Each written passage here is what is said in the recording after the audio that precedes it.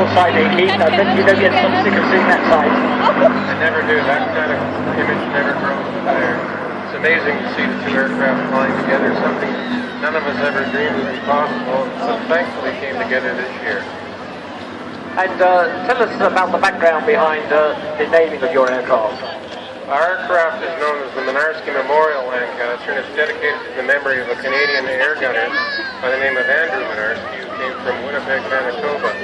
On June 13th, 1944, Andrew's crew took off on what was their 13th mission to attack a set of German rail yards near the French town of Cambrai.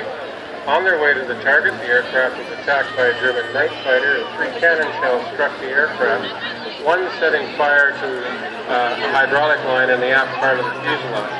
The rear gunner, Pat Rope, is stuck in his turret, and while the captain gave the order to abandon the aircraft, Andrew went to aid his friend, and as a consequence of that, ended up catching fire. He managed to get out of the aircraft after a valiant effort to attempt to save his friend, but unfortunately, he made a very hard landing in France and died very shortly after as a result of his burns. Pat Rope survived the aircraft crash. He was thrown clear of the aircraft and managed to escape the capture. A few months later, he made it back to England. As a result of his testimony and other evidence gathered by the RAF and the RCAF, Andrew Mynarski was awarded a posthumous Victoria Cross that was presented by the Governor-General of Canada in 1946 in Winnipeg to his mother. We've dedicated our aircraft to Andrew Mynarski's sacrifice. That's a real stirring story, and of course Andrew Mynarski, just one of the 55,000 plus young men of RAF Bomber Command who gave their lives, making the ultimate sacrifice in the Second World War.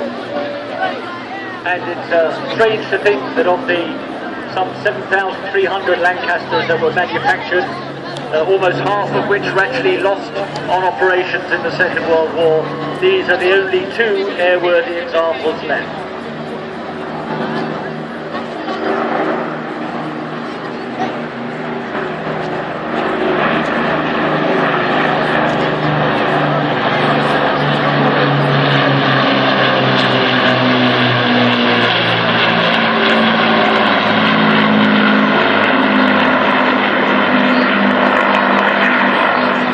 We should say, for those who wish to know, it's the RAF's Lancaster that's leading, and the Canadian Lancaster is second. Who's on board the Canadian Lanc at the moment? As I understand it, Don Schofield and Leon Evans are 2 lead pilots on the Lancaster, and interestingly enough, both these gentlemen were born in the United Kingdom.